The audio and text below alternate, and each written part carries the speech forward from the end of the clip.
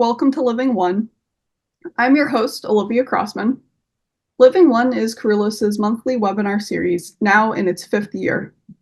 With guest speakers from around the world, we listen in to how people are bringing their ethics, minds, and lives into alignment with nature for earth and animal liberation and revitalization. We ask the question, we know what's wrong, but what does right look like? Most importantly, how do we get from wrong to right? When there is so much to change and to heal, where do we begin? What's the first step?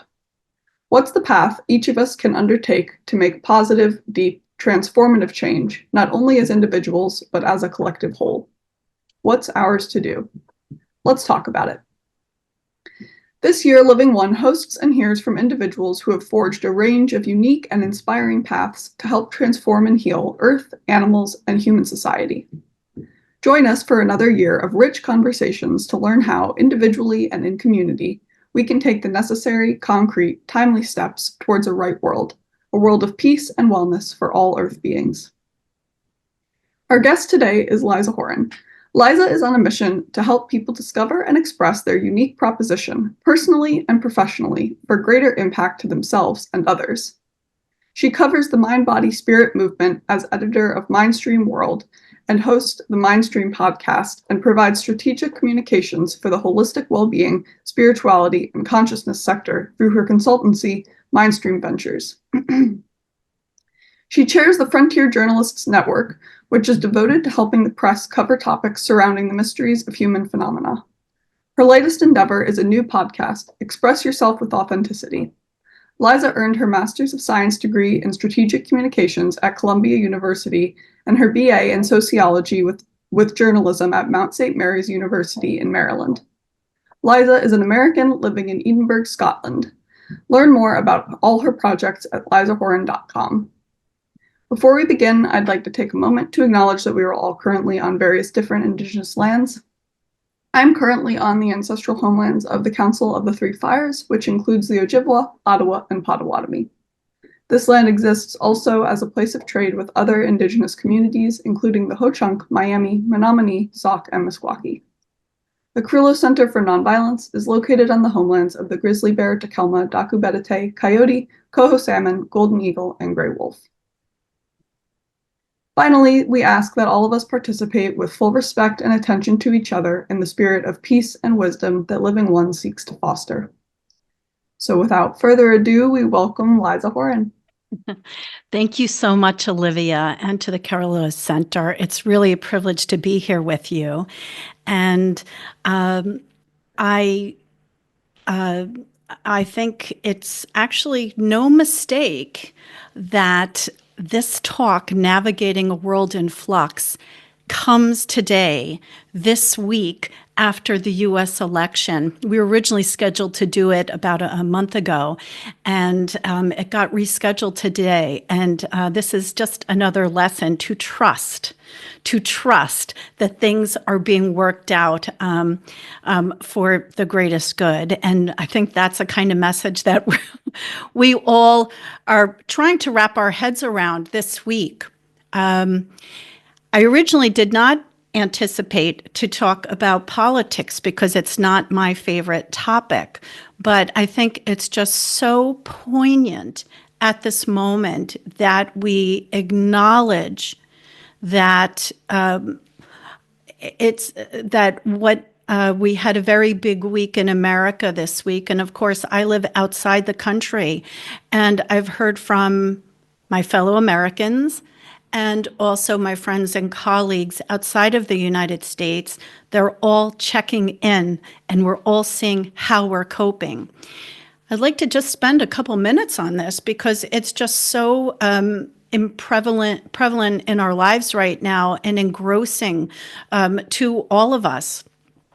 And the fact is, it feels as though we've never been so divided in America. I looked up some of the figures and I saw that the gap between the voters of both sides for the popular vote was very, very close. It was only a couple points separated. I'm not going to get into the candidates and what they stand for and all that business. Right now, it's about pulling back, reflecting, regrouping, and learning how to navigate the moment now and ahead. But to look at how close this one, if you voted for Harris, there are more than 69 million people who feel just like you do right now. And if you voted for Trump, there's more than 73,000 people who feel as you do. Now, when people cast their vote, they're casting their vote for what they believe is right, where they're placing their faith. So we have to remember that everybody is making a statement about what they feel is right for them. And even though we may disagree, and clearly we do disagree, I think we need to realize that we're all in this together. And I would really love to spend a little more time on what do we do with where we are. And maybe we can get into some questions in the discussion about that. But I will say that there was a conversation happening online about how people planned to opt out of their right and responsibility to vote this week. They made a conscious decision to say, I'm not going to play this game. I'm going to step back from this because I don't believe in the system. And there was a belief there too, as discussions have been happening online and in person, that if you don't participate in the system or the matrix, you won't be subject to the outcome. And I think this is really an interesting opening to what could be a very dynamic conversation, because my message is that each of us do have a choice. We are individual. Nobody's got the DNA, the experience, the point of view, the personality, the attributes that each of us have. And we see things from a certain perspective. And we each matter. And I think it's really important that we understand that we have agency. And for those people who did not vote because they felt that was the right thing for them, certainly we have to respect every individual's choice. But there's one thing that's so interesting about this world we live in, the physical world and even the non-physical world, which I've come to learn through personal experience and through education and through my work. And that is, we are all connected. We're connected through our common experience here. We're connected through the non-physical, the consciousness. And science has made enormous leaps and bounds to show that we are indeed connected in time and space doesn't really, those are not the limits. So I just wanted to say that we are all in this together now. And I think it's a poignant moment for each of us to understand what it means for us personally and collectively. And I'm going to just kind of share, I would like to toggle throughout this session between the personal and the professional, because we are holistic beings and we come to life with both. Even though we might be changing our hats from one role in our life to another role, we're still the same heart, brain, and soul and body. And for me, I would just kind of like to, maybe it feels like going out on a limb, but I would like to share with you that what this has done for me when the results came in, and being so tight and everything, I really felt it was a dark day in American history. And again, I'm going to steer away from talking about politics unless you want to talk about, how we view things and what it means to us. But, I stepped back. I pulled my energy back. I turned off the news and I turned within. And I spent about 30 minutes kind of worrying about it, kind of feeling, how does this feel to me? And then I took a walk outside. My feet were on the grass, they were on the road, they were even on the sand. And I could observe beautiful nature. It's miraculous. And I think nature is the only truth, and that's where we can look for inspiration. And I took this walk.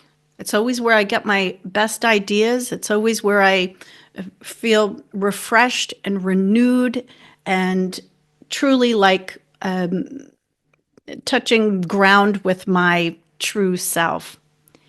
And the rest of the day and that night and the day after that, I've considered, how am I going to move in this new reality? The new reality being, the world is changing in many ways.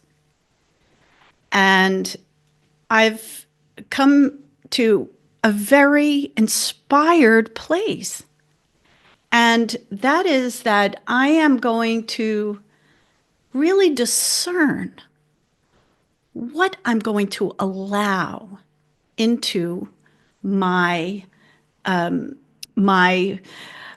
experience here. I'm not talking about being selective, about if I don't agree with something or I don't like it, I close my mind off and niche down into it in ignorance. That's not what I'm talking about. I'm coming from a place of tolerance, a place of love, a place of hope. But what I have learned, a very big lesson for me, is I have learned that I must be the vanguard of my own personal biosphere, if you will.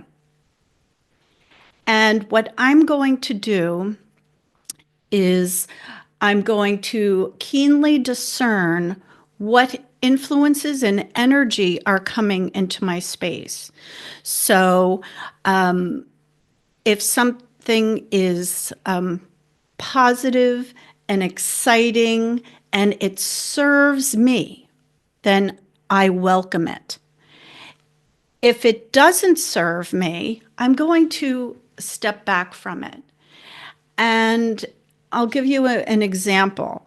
I've switched to all organic food and natural products. It sounds like a very expensive transition, and it can be, but it's more affordable than ever. And it's a matter of priorities. And because there are chemicals sprayed on the ground, genetically modified food, and there's a lot of mainstream products that have a lot of chemicals. We know they cause cancer, okay? And they're getting through any sort of regulations or approvals by the organizations in charge. So that's a decision where I know that I can say, what is one of my values? What are my ideals? And I want to get back to nature. I want to do everything I can to get back to nature in every way I can. So I'm going to purge all of these, toxic pollutants and try to help my body, because we have ancient technology here, ancient technology that's been going on for eons. And when we give it a chance to work as it's meant to work, beautiful things happen. I've been on quite a health journey since 2018, very debilitating at times. And modern medicine has not helped me. It's the natural things, as it turns out, and the natural ways, and even processing certain things in my mind that has helped me. But what I wanted to say is that the getting back to nature, I feel, holds the answers. And when I talk about the ancient technology that we have, that is really miraculous. I mean, our bodies are self-healing mechanisms. You cut yourself, it heals. And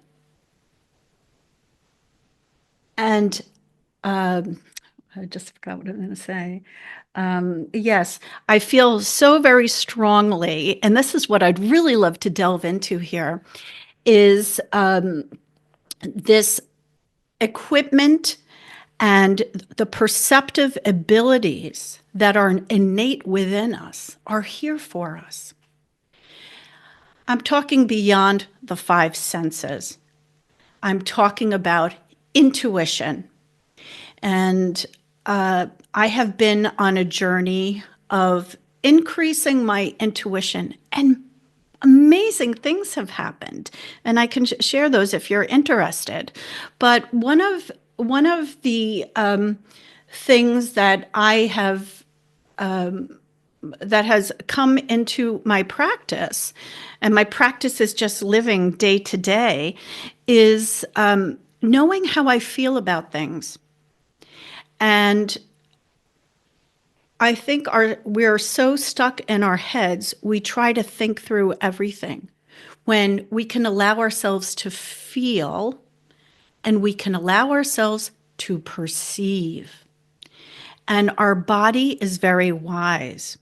So when something happens or there's a decision to be made, can we see what that feels like somatically? What is our body saying to us? Does it feel right? Does it feel kind of up in the air? Does it feel bad? This is the core of intuition.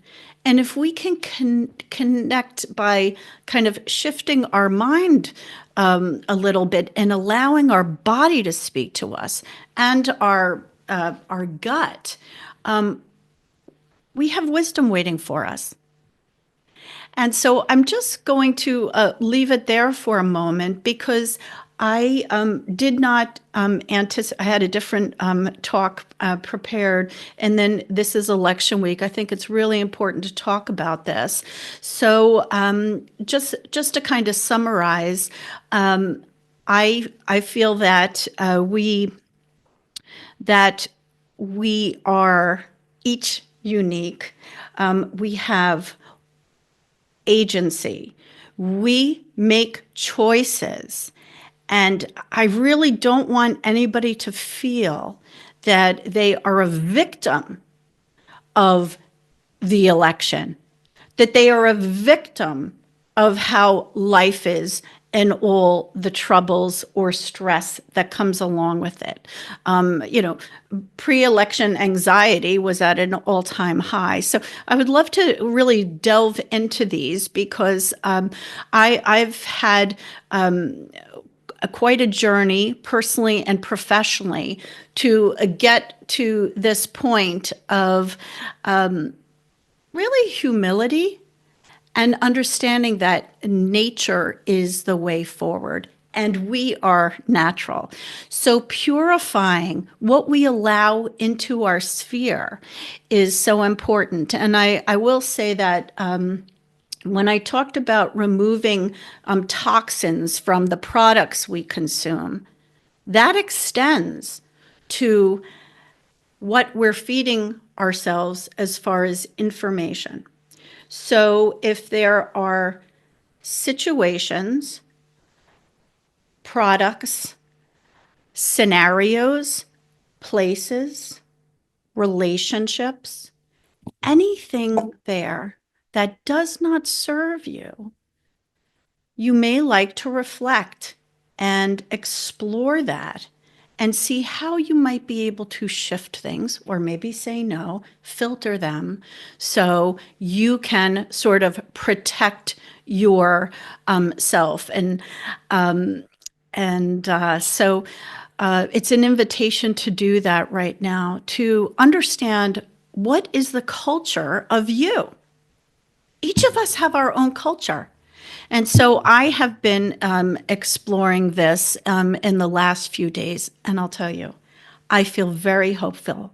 I feel invigorated because I am creating an environment for myself that will serve me and allow me to serve others. And that's what this is about. So you mentioned my new podcast, Express Yourself with Authenticity. This is the message because we're all worthy. We all have an opportunity now on this precipice between the fake and the genuine to really show up in a way that resonates for us first and foremost. So I'm going to just finish there, and I would love to hear any questions that you have, Olivia, and to kind of delve into maybe some specifics. Absolutely, yes. That's so interesting, everything you've shared so far, and just how you're coping with all of this. And I'm sure it's really inspiring to our listeners. You referenced a lot about your journey and your path, and especially in the recent years. Do you want to take us back a little bit and explain maybe if seeds of this current journey were planted when you were a child, what kind of fueled this path that you find yourself on now, if anything, from childhood and young adulthood, and maybe share with us a little bit about this journey you're on today? Thank you very much. I'd love to. I'll just give a very brief version. I grew up in a family where it was normal to the non-physical world and the physical world were normal, coexisting. I actually, the house I lived in for the first 4 years of my life was unfortunately built on Native American Indian burial ground. And that house was active with spirits. And my grandmother, who grew up on a farm in Ireland where the mystical is part of the everyday, she experienced me interacting with the Native American spirits in very real scenarios. And so this idea that we are more than physical, that we can interact with that which we cannot see physically, was very normalized. And so, I've always been interested in intuition and divination and the unseen worlds. And also, we were also brought up Catholic. So having a sense of faith and wondering, why are we here? Asking those big questions, that was part of my experience from day one. On the other side, my parents were both New York City kids, independent thinkers. And, I come from that tri-state area and, ancestry of immigration. That is part of my culture. So it's about achievement. It's about production. It's about the freedom to pursue anything you want. If you can conceive it, you can achieve it. And I think that's one of the greatest, that's really the American way.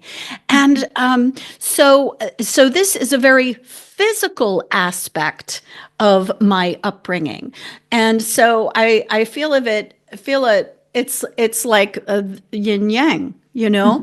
The non-physical world, the physical world, where it's about, like I said, achieving and production and being smart and getting educated and logic and reason and all that. So I really am 50-50 in my approach to things. And so I live my life according to that as a very spiritual person. I've got dozens and dozens of journals from about the age of 13 where I recorded my hopes, my dreams, my questions, my sorrows, and that continues today. However, something happened in 2017, 2014, 10 years ago, that was very significant, and I had no idea that what it was at the time. Sometimes we can look back on things and they make sense to us. But I had been fascinated from that young age about this whole non-physical realm. You can call it the mystical, the intuitive, the spiritual, the energetic is how I prefer to talk about it now. And I was a little frustrated because I couldn't find any information about it. Are you born psychic, for example, or you either have it or you don't? And I couldn't find any information. The closest I could get to this had to do with health, what we now call well-being. Nobody was talking about well-being in the 80s. They were talking about, if you eat butter, if you eat fat, you're going to get fat. I followed that advice and didn't eat fat and had a gallbladder full of stones by the time I was age 21. And that taught me that, the authorities are telling what they know, but you must question things yourself and pursue them. I have a great, great respect now for the natural ways of doing things. I also have great respect for conventional medicine, and I think they can work together in a complementary way. Mm-hmm. But as I was going through kind of on my truth-seeking search, I moved toward this concept of being holistic, the mind, body, spirit that we are. Mm. In fact, as I've thought about that, and I have merged my personal and professional interest in this to my career. I did that in 2017, so that's only 7 years ago. And it's because of this impulse to find out the truth. I mean, if you ask me what I do or who I am a truth seeker. And in my profession, that has taken the form of journalist, which is, people are very skeptical of the media today, but the core of journalism is investigation. It's trying to get to the truth of a matter by looking at all the sources of information about it, putting it into context, and delivering a message with meaning for whoever's meant to hear it. So I am a truth seeker in my profession as a journalist, but also in communications. And so I merged this with my interest in holistic health and well-being. I truly believe we are mind, body, spirit. We are energetic, energy that has chosen to embody at this time. This makes us part of nature. And so my work now is in line with this, but I had what could now be called a revelation 10 years ago. I had really had a very tough, dark night of the soul, as people call it, a very tough time understanding my place in this world, because I had a very happy childhood, and I felt from an early age that I would spread my love and light in the greatest way as a partner to the love of my life and a mother to our children. And I did everything right. I did everything right in my career. I didn't do drugs, et cetera, et cetera. Kept my head down. I was a good girl. I did everything right. And despite all my tries to be true to myself and, find this channel to spread my love and light, it did not materialize. And I lost faith. I mean, I am so optimistic. I'm such a positive person. I mean, this is really quite a switch. So for a couple of years, I mean, I was bursting into tears, seeing a stroller going down the road, that sort of thing. And I really was at, I just couldn't make sense of the world or my place in it. And I even got to the point that I thought, if something happened to me, if I went away, people might be upset for a while, but they'll move on with life because that's what people do. And for me, the most positive person, that is really a switch. I felt an impulse to step away, just step away, to figure things out. And for my birthday, I booked a weekend on Block Island in Rhode Island, if anybody knows, that's sitting in the middle of the Atlantic Ocean. And I just needed a weekend by myself. I just had to block out all the noise. And it was such a fantastic weekend that I booked a week in September. And I went back and I spent a week immersed in nature. It was like a silent retreat. I hadn't even planned on it like that. But it was writing, it was yoga, it was walking in nature, seeing the sun go down while sitting on a sandbar kind of thing. And when I left that week, I was driving down 95 to go home, and I had all this information come into my head. It just was a download. It was a revelation, and it just came to me, and it was the message about what I now do, that I have a media company working in mind, body, spirit. But that silent week, immersed in nature, opened something up for me. I had no idea there was a language around intuition. I didn't know that you could raise your vibration and open your perceptions and get information from your higher self, your guides, whatever, getting connected to nature. And it was a very, very significant thing for me. Mm-hmm. And so synchronicities started happening. I got a job in London through a tweet that I wrote.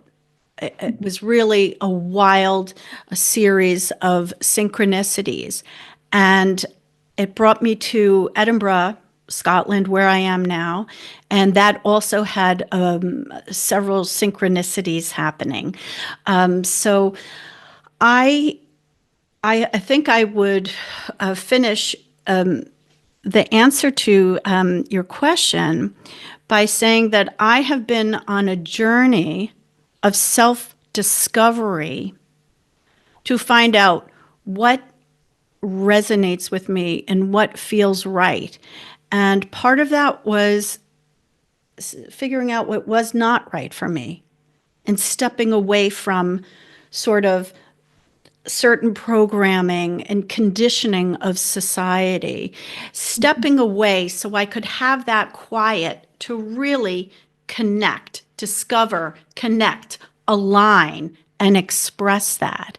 And the difference is now I feel so empowered and I feel so excited about even the situation of this week, with a divided America, if you will, and how to move from here. So this is really what my message is. I feel like I'm talking in a lot of vague ways, and I'm not sure what where this conversation could go with everyone here, but I would like to say that we all went through the pandemic together, and we went through lockdown together, and we also went through it separately and alone. And we've gotten through that, even if there's a hangover of that experience that colors our everyday. And wherever people might find themselves now, be assured we are going to get through this. And if you have to forge your own path for me, it was creating boundaries, figuring out what I'm going to allow in and not allow in, like an air filter, to make sure that I can keep myself in a positive state. Because my work here is so important. Olivia, your work here is so important. Margaret, I see, her work is very important. Mary, your work is important. Everybody who is here, our work is important, and we're important. And we have to find a way to connect within and protect that sphere that we're in, so we can work from our highest place, in that positive place. I could get very more specific, but maybe your questions or other questions will help me do that. So thank you.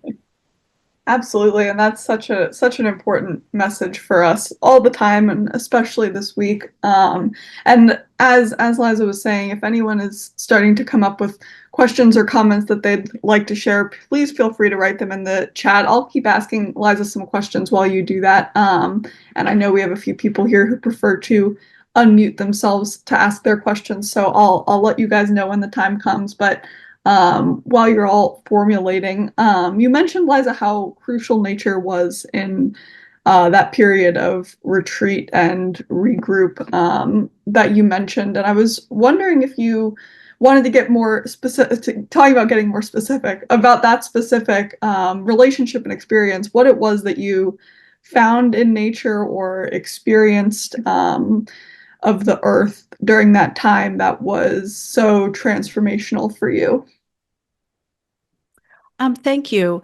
I can tell you that I didn't realize, I didn't think my way through this. Do you understand? And I think that that is where we go today. We go to, I need to figure this out. Let me think about it. And I think we spend a lot of time trying to crunch the numbers, if you will, rather than just experiencing in the moment. Mm-hmm. When we go into nature, whether it's a walk, whether it's talking to your plants, yes, I do, whether it's turning off our digital devices or just stopping a moment, we are getting pulled back into our most natural state. And I think our biggest challenge today is blocking out the noise and the influences that are trying to interrupt our regular homeostasis. For instance, choosing, like I said, organic cabbage over something that would be easier to take off the shelf. I know that I am getting unadulterated nutrition in its natural form that my body knows what to do with. I mean, I've suffered with small intestinal bacterial overgrowth and all sorts of things related to that have resulted in leaky gut. Leaky gut is when your lining of is permeable, and the toxins that are meant to get out of your body actually get into your bloodstream and throughout your body. And it causes autoimmunity. It causes systemic inflammation. I have arthritis now that has presented because of these toxins. Now, I'm not telling you what I think. I'm telling you there are medical tests showing you what has happened. Something miraculous has happened in the past 2 months.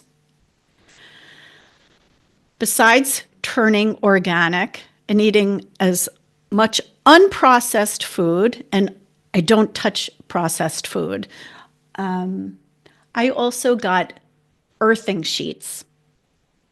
So I put the sheet on my bed that's grounded to the ground outside, and my inflammation has shrunk to almost imperceptible. This is a modern example of we don't live with our feet on the ground anymore.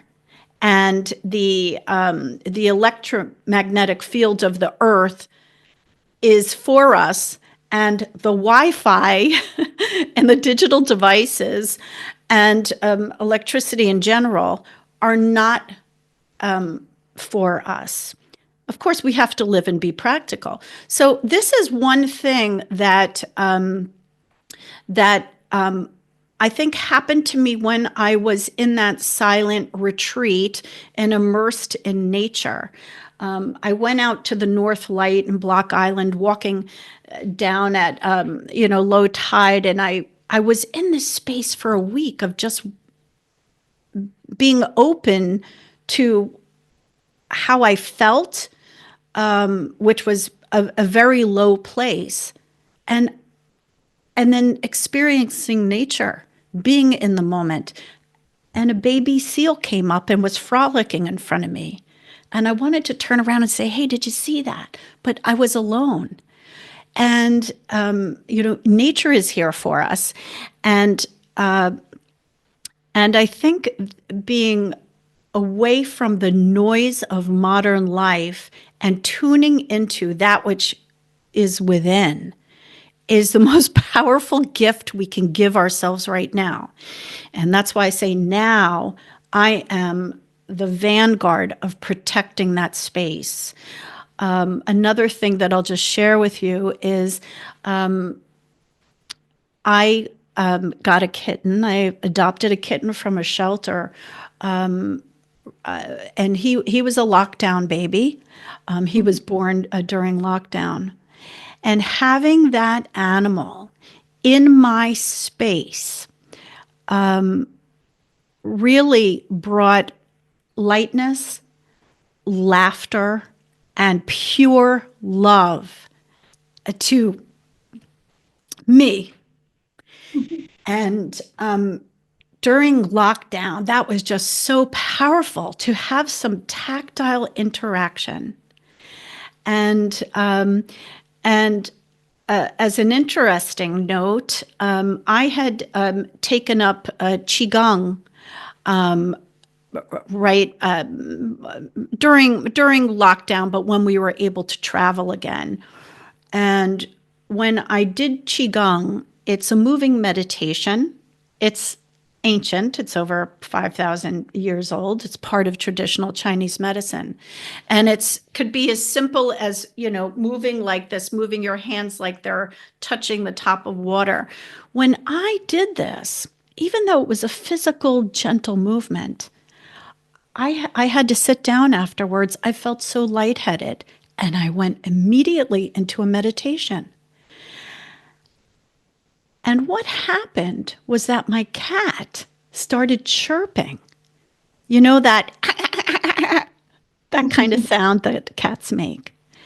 Well, I looked that up, and that's an instinct that cats have for visual stimulation, and it helps them hunt. And I couldn't understand why he would be doing this, when I was doing Qigong and sitting down in my meditation afterwards. It turns out he saw the energy around me. I've been mentioning this to quite a few people, including some animal communicators. Mhm. And I think we have plant life that we can observe, interact with, and grow. We know they can see us now. They've proven that plants can see light and dark, and they know when you're coming, when you're nearby. We have animals. We've got produce that can nourish us. So I think I'm now leaving space to be surprised by life. And I've also put in healthy boundaries for myself, personally and professionally. And I was somebody that didn't say no to things before because I'm so oriented towards serving. And I found out that boundaries aren't about keeping people or things out. They're about protecting that state. And I feel very emboldened by that. And it was communing with nature that had a really big part in helping me understand this. Mhm. Absolutely, that's so important. And there's a question in the chat exactly about what you were mentioning about boundaries that I'll read out from Danielle, who's wondering, Liza, you mentioned having good boundaries. I was wondering how this might apply to the rampant misinformation on social media. How can we help ourselves and others? We need to have a shared reality. This is an excellent point. Thank you very much, Danielle. One of the problems that came up when the internet started moving as the mass medium, and I started working on internet in a news, working for the New York Times company on the internet back in 1998. One of the things that we saw happen over the course of the next 5 years is people figuring out what niche they wanted to be into. So when they were in that niche, they could block out what they didn't want to hear. And I think that's what Danielle is suggesting, that, the risk is if we, put ourselves in a silo over here and say, I'm never watching the news again, we're really not part of a collective and perhaps not part of practical reality. And that could actually serve to divide us. So I think the process that we could all take begins with knowing ourselves. I mean, that's really the message. In order to be true to yourself, we have to discover who we are. And this is a process that never ends. I hope it never ends. Because from day to day, we have different experiences happening. As we age, we have different priorities. And we are constantly evolving. We're constantly shifting. So I think the first step would be to look within and say, what do I revere? What do I hold sacred? What feels good to me? What doesn't feel good to me? And when we have a feeling that is bad, maybe it hurts in your body, maybe someone hurt your feelings, maybe something's happening, in the public square, and we have ideological issues with it. Whenever we have an emotion, that's information. It's pure data. And let's pay attention to our body. How are we feeling? Let's explore it. Let's sink into it a little bit. Our reaction is to kind of say, I don't want that feeling. But what I would say, pick up your phone, set the timer for 5 minutes, and say, let me explore what I'm feeling right now. Oh my gosh, I feel like I'm going to throw up. Why do I feel that way? What does that feel like? And really allow ourselves to confront the information we're getting, because that allows us to parse it and figure out how we feel about it. And I think when we know how we feel about things, we can learn to, okay, how can I support that for myself? And how can I protect myself for it? And then once we can do that, Esther Abraham Hicks talks about the vortex.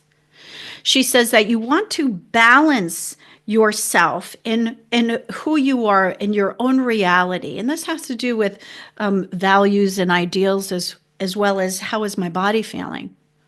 Before we do anything, before we greet anyone any day.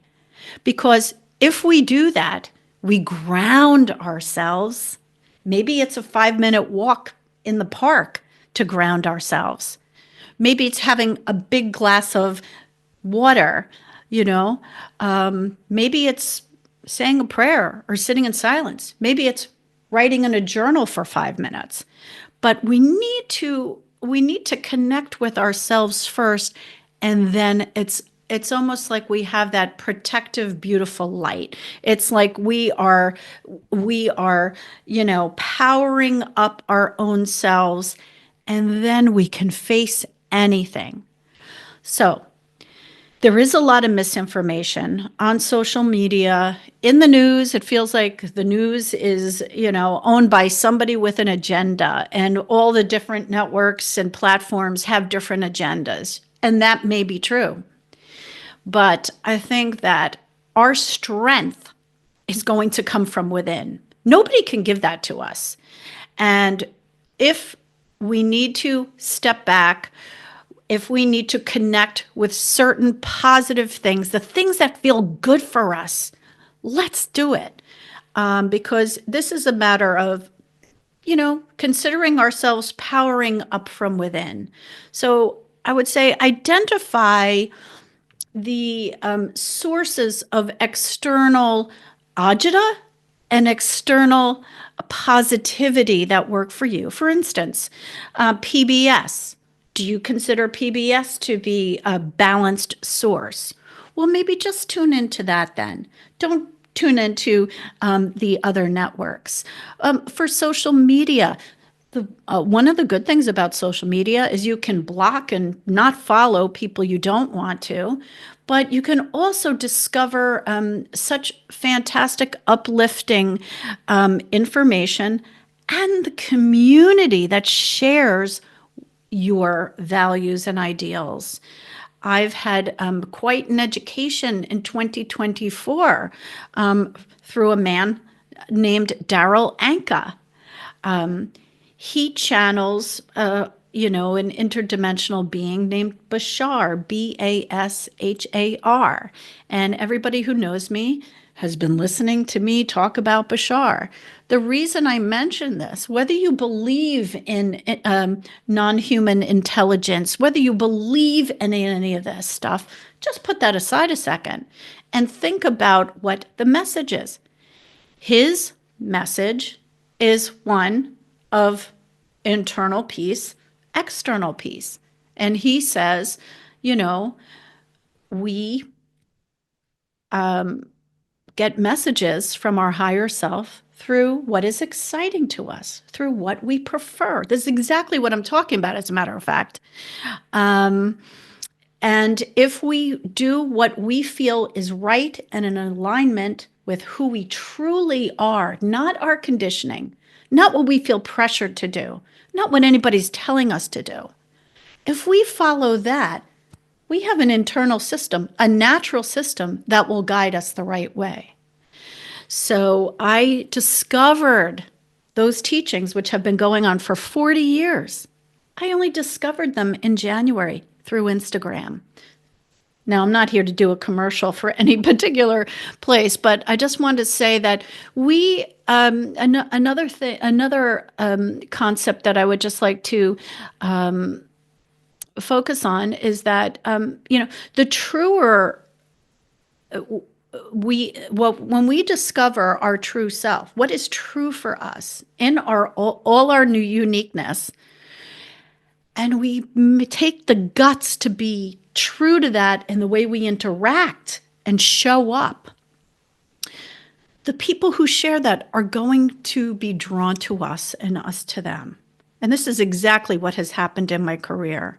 And I'll tell you, it's been a lifetime to get the guts to, and I think this is true for everybody, not just me, but I'm saying, and I feel like I've really gone out on a limb in this conversation to share like the non-professional side, because it's all wrapped up in who I am, and we're all like this. So if we can really, there's a lot of mind, body, spirit practices that can help us discover who we are, help us open up to the signals our body is giving us.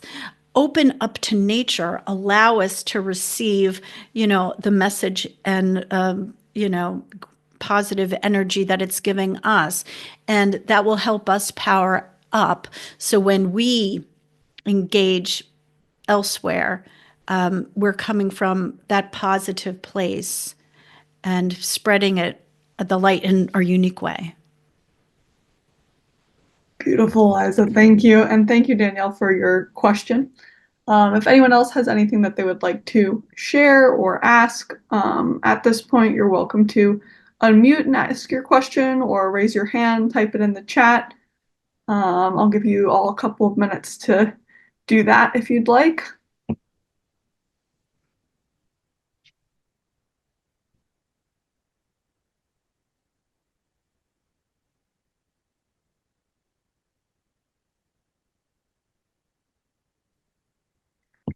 All right, if anyone, you guys can continue to type it in the chat. I'll ask Liza one more question. And if anyone is formulating something they'd like to share or add, please feel free to just jump in at any point. But before we end, I was wondering, Liza, if you could also share with us a little bit. You've mentioned so much about your the courage necessary to commit to this path and to bring about the career and the life experience that you've always been drawn towards. And I was wondering if you could articulate for us a little bit about what you feel, if anything, that you've had to give up, for lack of a better word, to maybe pursue this path. And I mean, you talk about boundaries and kind of letting go. And I think in a sense, there's nothing, it's not like there's something lost, but it's almost the road not taken. I wonder if you can talk a little bit about that. I think for people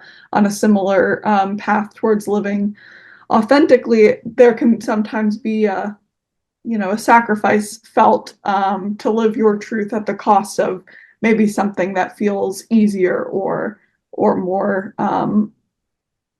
accessible. And then I see, Mike, you have a question, and we will get to that right after. Great, thank you. That's a great question, Olivia. And I think there are two things. One is how much pain will you endure not being your true self? Mm-hmm. So that definitely figured for me.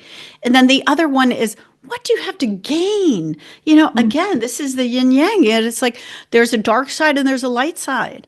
And, I've always, like I said, coming from a place of service is just so ingrained in who I am, not saying no to anything. I remember in 10th grade breaking down in tears as my mother, drove me into the driveway after school one day. I mean, I at 7 a.m., I had a speed reading class. Then I went through the full day of school.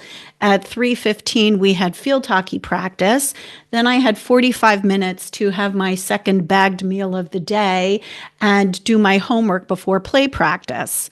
And that's what was 10th grade. And I wanted to do it all. I have so much energy. I was excited. These are things that I'm interested in. But I didn't know why I was crying. I was overcommitted. And, I was stressed, but I didn't have a word for it. I didn't know it. And that pattern of wanting to, I have such enthusiasm for everything that I was saying yes to everything always. I mean, I spent, 15 years on the board of a journalists association, nothing that I got paid for. And, it was very intense work, and it was a volunteer thing, but all these things, just I had I had no time. I had given my time away. I had given my resources. I felt I had spent everything. Yeah. So, and then, trying to break into this new field. I was doing work for people in business to business intelligence. I was working for media companies. I was working for people, in pharma, agriculture, finance. You mentioned it. I at sports, spent 25 years covering tennis. I've worked in all these industries, but my passion had always been mind, body, spirit. Always, since I was 14 years old. And so when I made the decision that I'm going to switch and I'm going to work only for people in holistic health, well-being, the science of consciousness, spirituality, post-materialism, non-physical phenomena, I didn't know anybody in this industry. I didn't know anybody in the country of Scotland when I moved here. And the reason I think I moved here is because I was following my intuition. I was moving toward what I was drawn to. And they have classes here on building your intuition, the Celtic culture and the ancient land here and everything. It was a no brainer. I just put one foot in front of the other. It was just, there was something that drew me here. And so when I decided that I was moving into this new field, I was undeterred that I didn't know anybody because I was so impassioned. However, they don't quite have the budgets and the financing in this field that they have in finance sector. So I took a really big hit financially. I was willing to do that. And then people were not willing to pay what I needed.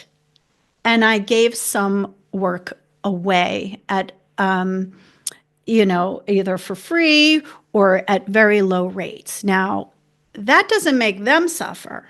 It makes me suffer. And whenever I deliver a project or work on anything, it has to meet my quality check. And I've come to learn that my quality check is here, where I could probably get by with this. And I'm saying that just because I've revisited, is my quality check too high? Can I do less? And that sort of thing. And that was a moment of reflecting for myself. Does that sit right with me? I tried it. It doesn't work for me. I have to do things where I feel good about them. And one project that I worked on, I was obsessed with. I got an ulcer, and I didn't go to the doctor about it because I just thought it was, I'm just not feeling well.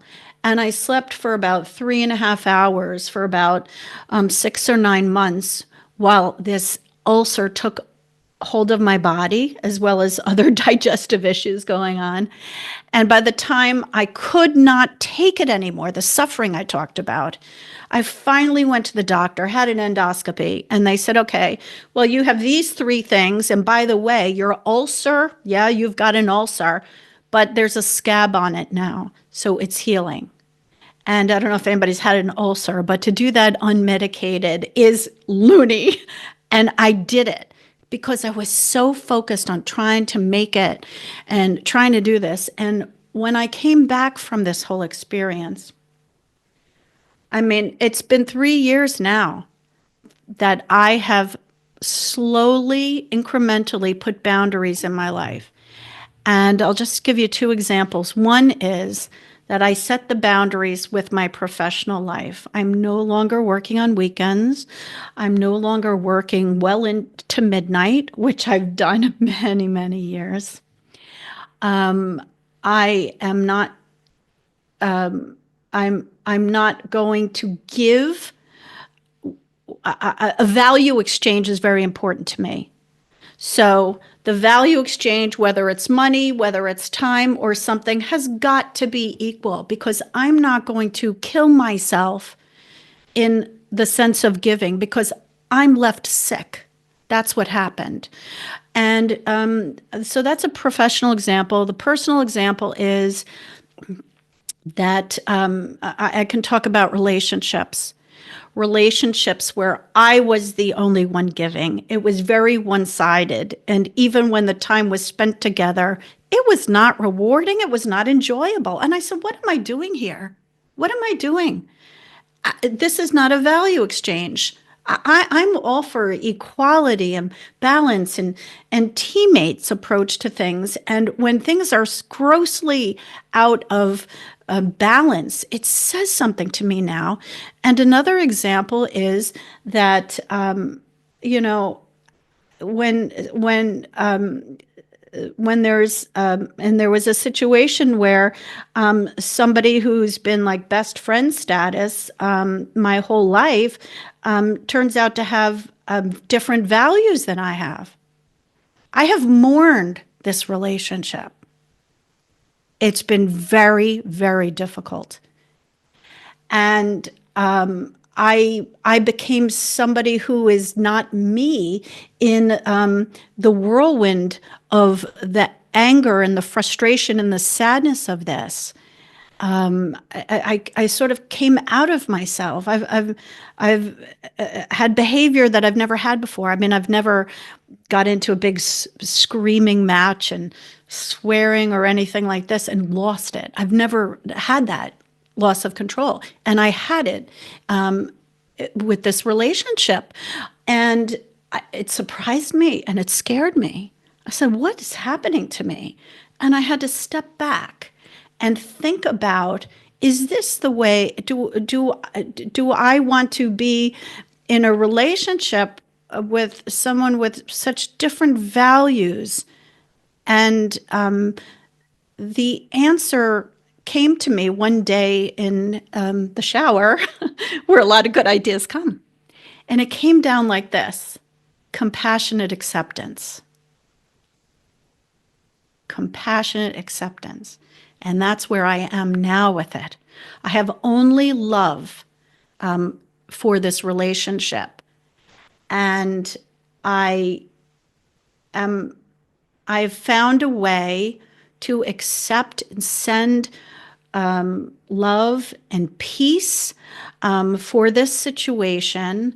And as Bashar says, I'd like to go back to that, to what Bashar says. Bashar says, when something shows up in your life that you do not prefer, that may have suffering and hardship in it, see what you can take from it in a positive way. And one of the things that I've learned is more about myself through that tough experience. Through all these tough experiences, I've learned what serves me and what doesn't. Because if I find out what serves me and I protect that, it enables me to serve others. And that's my job. That's beautiful, beautiful, Liza. Thank you for sharing all of that. That really is very, very insightful. And we have a question for Mike here in the chat, who's wondering, with reference to diet, a vegan diet is healthful to the individual, to the planet / environment, atmosphere, and is a humane way to live. What are your thoughts on this? Wow, Mike, I could have written that question myself a year ago. I really appreciate that question. And thank you for coming, Danielle. I see you have to go. I think that's a really interesting topic, Mike. It's one that I have considered very deeply. I told you about 2014 when I was in the midst of my dark soul of the night. I went vegan then. And I did it for my body because I wanted to see if I would feel better physically. And I soon realized that I didn't know everything you need to know in order to be a healthy vegan. I didn't have enough protein. I was dizzy all the time. So it only lasted 6 months, and then I went vegetarian. So I've been vegetarian since 2014. I tried to go vegan again recently, but in the midst of the digestive issue that came from a contaminated meal in 2018, I had such a limited diet. I lost 18 pounds in a short amount of time. And I knew my body needed healing. And I struggled with this question because even though going vegan was initially about health, it became about animals and about the environment. So it turned from a health issue to a moral issue and a very practical issue. That's about what do I stand for? And that's very compelling. And I had a very difficult decision to make this year. When I went to a nutritionist, now remember, I have been in tremendous physical suffering from the digestive issues that have brought on the autoimmunity and systemic inflammation, massive brain fog. My work capability shrunk like this because of this condition. Okay. Oh, and I have long COVID. So, and other things. So, when I went to the nutritionist, she saw my very, very limited diet. And she said, well, I tell all my clients that bone broth is the best way to heal leaky gut, you know? And I said, well, that's not an option, because when you start talking about my diet, you're talking about my values, what and I can't bear, having some meat, for example, or even bone broth. And I want to tell you again about synchronicities, and I know I'm bringing up Bashar again, but somebody asked the question to Bashar, that I feel very strongly about animals and the environment, and I want to be vegan, but my health is not supporting my vegan, or in my case, vegetarian lifestyle. I'm so conflicted about this. And the answer that he gave was so impactful for me that I'd like to share it with you. And that is that everything that we experience is neutral, and that we apply meaning to it. Now, that really has taken a long time for me to wrap my head around. But then I continued to do research about, so he said, indigenous people, they aren't just vegan or vegetarian.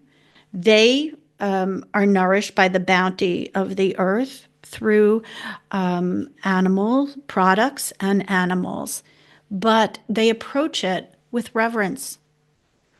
They approach it in a respectful way. And he said that the animal kingdom understands that some will be sacrificed for the good of, serving as nutrition for other species.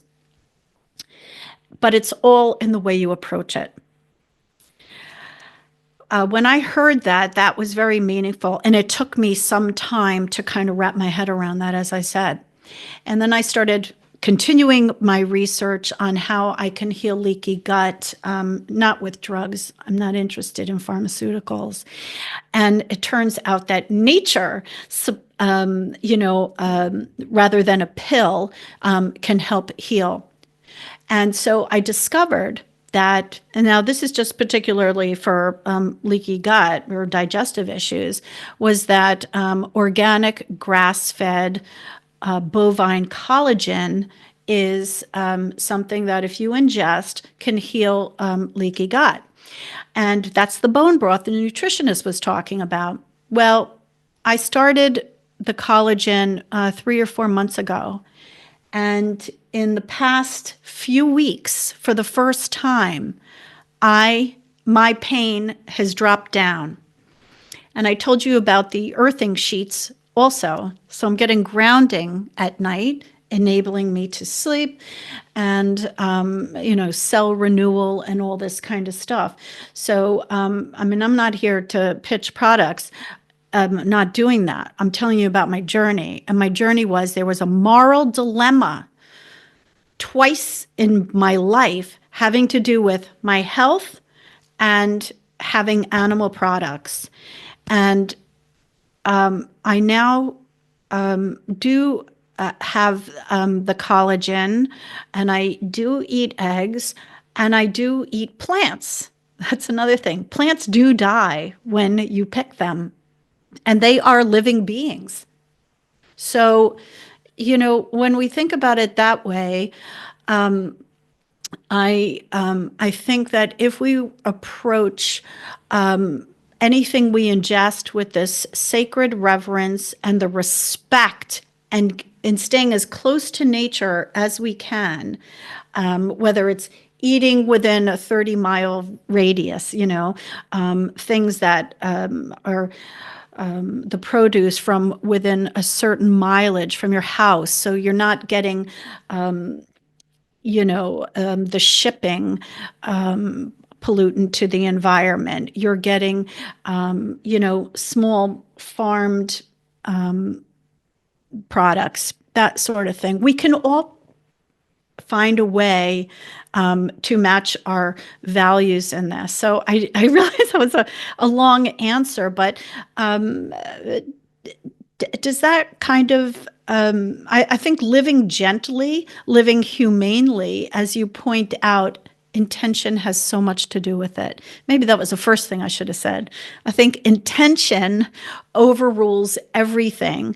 And, thanking our plate and everybody and everything, including the sunlight that took to deliver that plate to us, and moving forward with reverence for yourself and nature. That's the only answer that I could come up with, and it has served me.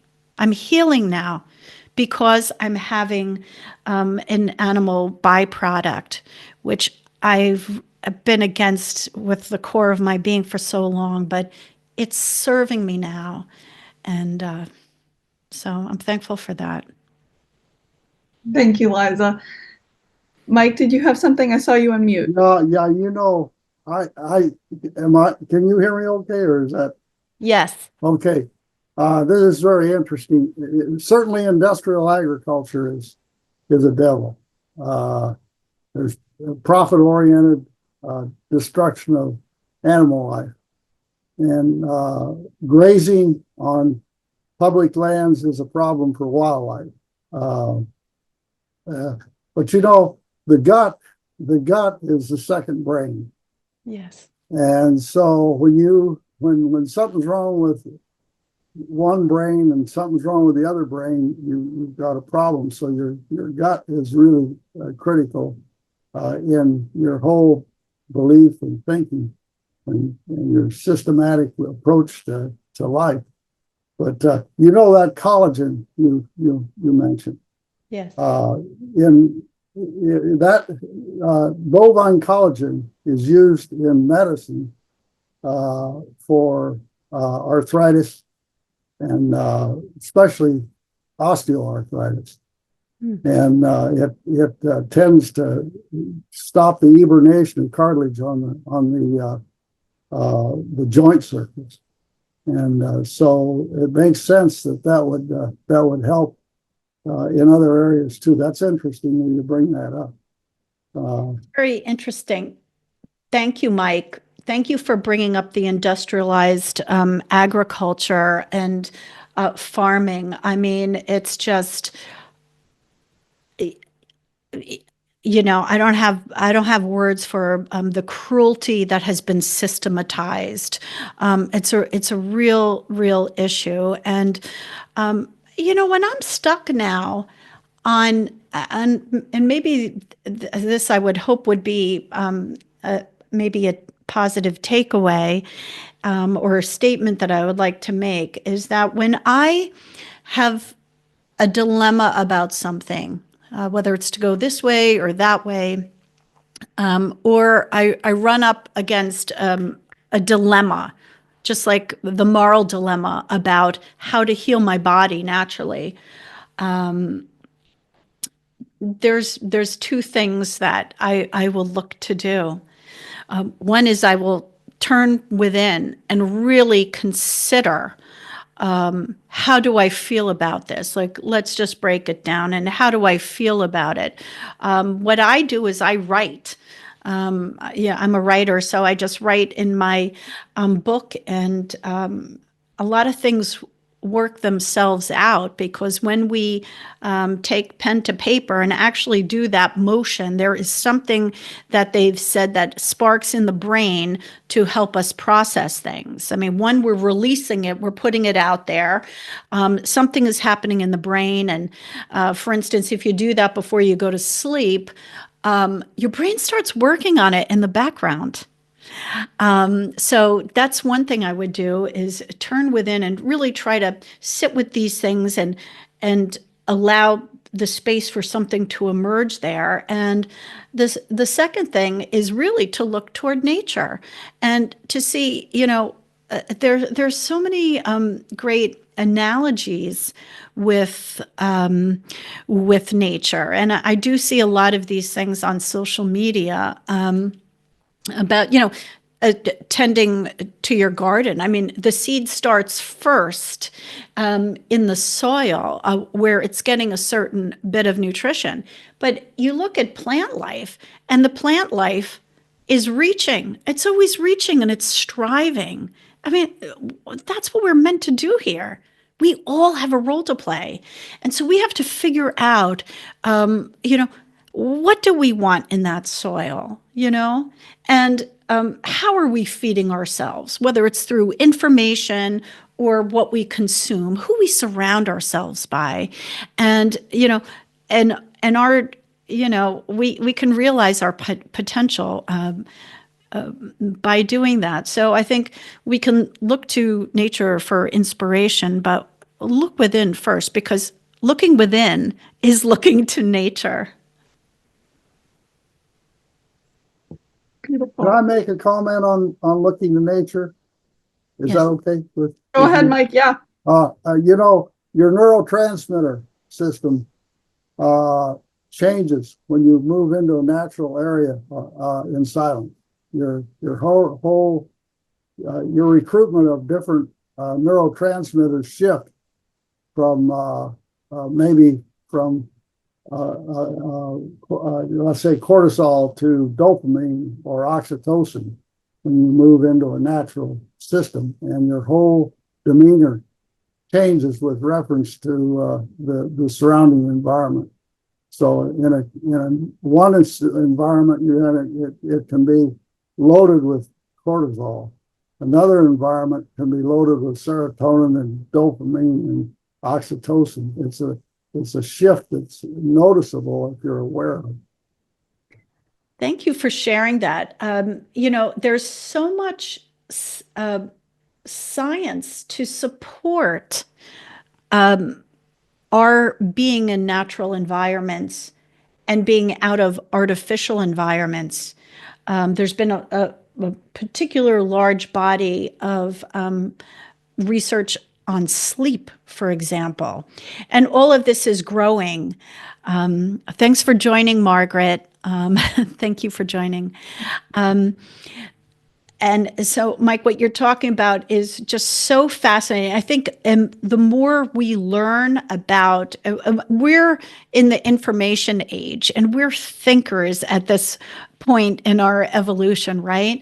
I think there's a call for us to become feelers, to move out of our head, move into our body, move into our heart more. But what you've just talked about, if more people knew that, for example, I think it would have a profound effect on their daily lifestyle. I read something, and when we read this kind of information about how nature affects us, we're no longer surprised. It's just kind of an affirmation. There's a park nearby where I live, and it's a paved path with giant trees, about 30 trees on each side. And it always feels like I'm walking down the aisle of a church, at my wedding. But I'm actually, walking through this beautiful canopy of these giant oak trees. And I read a study that said that the movement of us walking past the trees stimulates, as you're saying, stimulates the processes of the brain, but it helps us make decisions. It helps us get ideas. And when I learned that, I said, that's fantastic, because I always feel, that some magic is happening. And so the more research on this that's brought to the public space, I think will help people, society. Scotland, there was a doctor, I believe in Shetland, who was the first one to prescribe walks in nature. This more and more of this is happening. I mean, this is the work I'm doing with Mindstream. Is I'm preparing a state of the mind, body, spirit movement report, a report on the mind, body, spirit movement, and so far, it's showing me that there's great movement among the public, but also societal systems to embrace holistic health and well-being. The fact that we are holistic. For instance, you're seeing yoga, Reiki, energy medicine, sound, music, art therapy, now being brought into clinical environments. Insurance companies in the US are covering what used to be called complementary and alternative therapies. They're now being called integrative medicine. And every big research hospital has integrative medicine. And so I'm just so excited to see that the natural ways are coming into the mainstream here. That, the field of medicine is starting to recognize that we are more than blood, bones, and brain. They've done a lot of research here in the UK. In Scotland, there's one hospital only left for integrative medicine. There used to be a lot of them. All of medicine used to be integrative. And in the up until about 1780, do you know that astrology was part of medical practice? That's a fact. I went to a talk about it at the Royal Society of Surgeons. And I think there used to be a lot more respect for the seen and unseen forces. And I think we're coming back to that. And the Center for Integrative Care in Glasgow is the last remaining National Health Service hospital. And the NHS is trying to shut it down. I was volunteering with that charity that supports them for a few years. And I know what's happening there with their budget, unfortunately. But everywhere else, integrative medicine is the way forward. And that is a sign that there is a big shift about. There are giant shifts happening right now. We haven't talked about the awakening amongst people, but I wonder if you're tuned into the Kerulos Center, you're probably on board with that. Yes, definitely. Thank you so much, Liza and Mike, for all of your comments and insights. That was really very interesting. If anyone else has anything they'd like to add or share before we wrap up. Can I ask a question? I hate to do this, but You know, I live on the international border between the United States and Mexico, and this becomes a bit perilous with this election. I am working with my mayor to say we must stop the home invasion of people who live in a community, may not be uh, total citizens, but have done nothing but add to the community. I feel we must protect those people against uh, so-called outside forces. I don't want to follow uh, a sheriff's department that doesn't recognize those people and protect those people and does not want to home invade to remove those people and deport them. I'm involved in the community to that level where I feel responsible for them, and I don't want to move in that direction. Do you agree with that? I want to repeat what I heard you say, just because the volume is very low on my computer tonight. And that you've said that the people, because you're at the border, there may be illegal immigrants who are here, and because of what's been promised is going to happen to push them out of the country, you're working with the community group to toward protecting those people who are here. Is that correct? Yeah, yes, against home invasion by directed force from Washington to the local level, to the sheriff's department or to the police departments of these communities here all over the United States. Well, I think we have a responsibility to protect those people against home invasion and removal. Yes. Yes. I mean, this is extraordinary. Because the threat or the promise to take action has been announced, yet there have been no specifics, no guidelines. So there's no system in place to work within the system to respond to the system. And so, you know, you're involved, so what the conversation is at the local level. It sounds like you're very clear on how you feel about this and what your values and ideals are. And this is really an interesting example you bring up, because normally what I would say is that, yes, we have to look within to understand how we feel about these things. And then we have to really seek to engage in conversation with whatever the other party is. And the other party may not even have the opportunity to consider their values and all this if things become a matter of law. And engaging in conversation is really about listening. And there are not a lot of listeners necessarily, who are interested in having a dialogue out there in the environment we're in right now.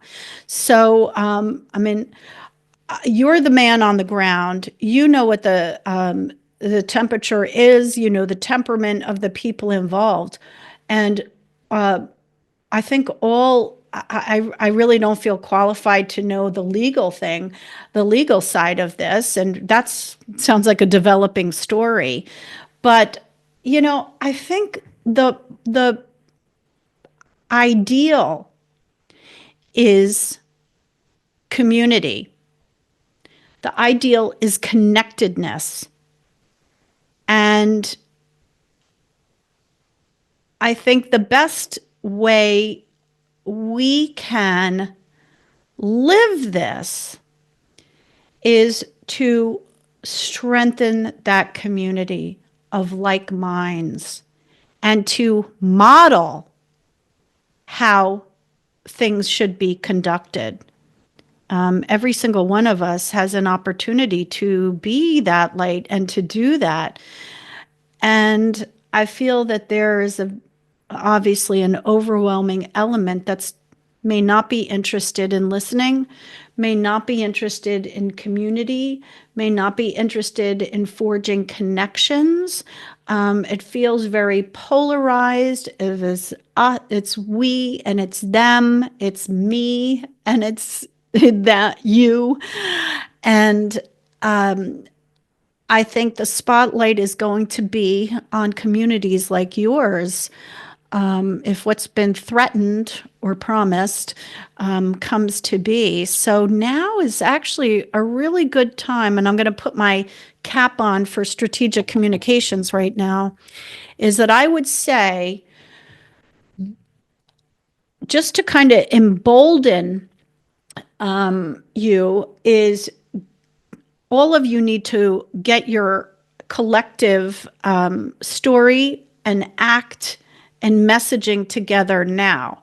So if you're a community, and this would go for any community that's looking to mobilize for a great cause, is that you have to bring the community together and really search the soul of that organization and then put it into written form. You can do video too, and maybe make a declaration of your own or a manifesto or, your values, and publicize that and give other people an opportunity to join the sentiment or the organization. Because today this is very much about visibility and engagement with audiences.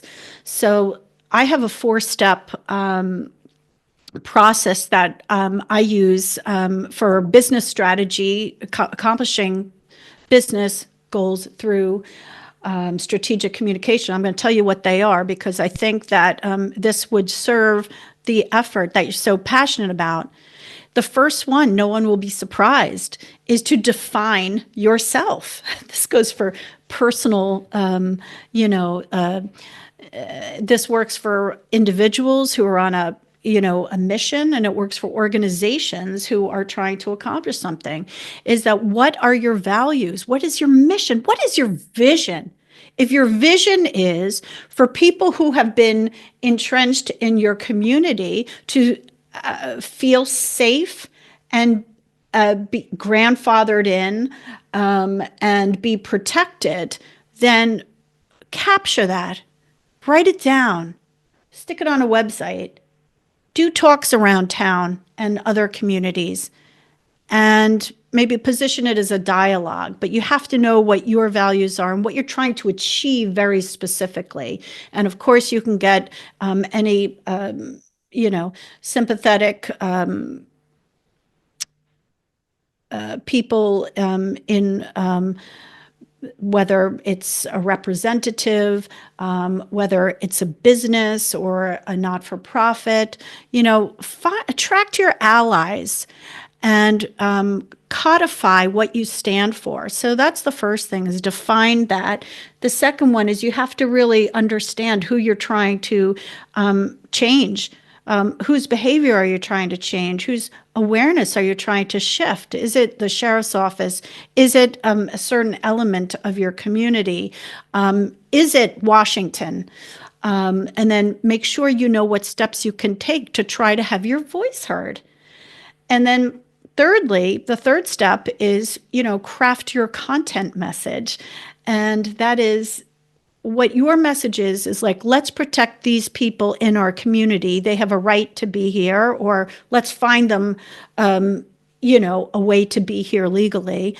If that's it, you have to find out what our structures are in place and who needs to, how you need to appeal to people to listen to your message and stay on point with that, and then action it. I mean, you've got the internet here. You have, let's see, maybe 66 million people who would, 69 million people who might sign your petition.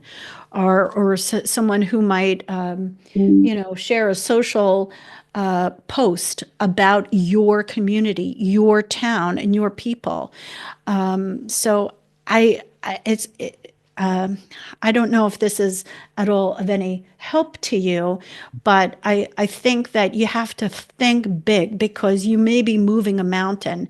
And so join up with your,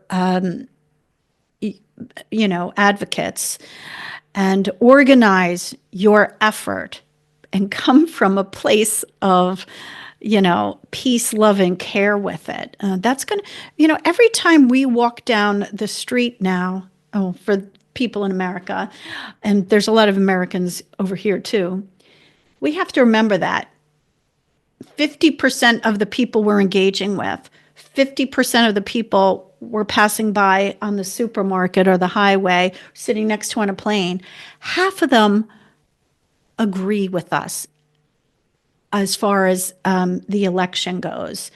And the other half, think they may not agree that with the candidates, the various candidates, but they're really trying to survive. Everybody is trying to survive and everybody's trying to thrive. And I think one candidate represented the fear that things might change, so vote for me. And the other candidate represented hope, and hope that things will change. So one group is afraid things won't change, and the other group is afraid things will change. If you can follow me, try not to name names. And I think that people have to switch out of fear or explore that fear and figure out what they can control, and that is our own environment, and then switch to a place of what you may be saying is activism in a public way. Because the steps that I took, for example, to put boundaries in my life and make certain changes, that was activism for myself. That was to protect my personal environment here so I can serve. And when you talk about doing it in a public way, definitely rally your community, get the human interest stories together, make sure you know what you stand for, and then publicize that in a united front. But you have to play on what we've got in common, because everybody feels they voted for America. And I wonder if all of us feel that. Well, thank you very much for that information. Thank you very much for that information. Good luck. Thank you, Meg, for all your comments and questions. It's always great to hear from you. And Liza, thank you so much for taking all this time with us today and sharing as much as you did. It's been wonderful to have this conversation with you, and for everyone listening today and who will join us after the fact on our recording are really going to be inspired and engaged in the conversation. So thank you very much. Thank you so much for having me, Olivia. And it was great to speak with you all. Thank you. Yes, absolutely. Our next Living One speaker will be a week from today on November 15th at 10 a.m. Pacific time. We will welcome David Michelson, one of the chief petitioners for the initiative Petition 28, a proposed ballot measure for the Oregon 2026 election that would ask voters if they are ready to end the slaughter, hunting, and experimentation of animals statewide. If you enjoy Living One and feel called to support Kerulos, Living One, and all of our sanctuary residents, please consider donating at the link on our website, Kerulos.world. Once again, everybody, and Liza, thank you so much for sharing all this time today. Great to be here with everyone. Thank you. See you next week, everybody. Bye.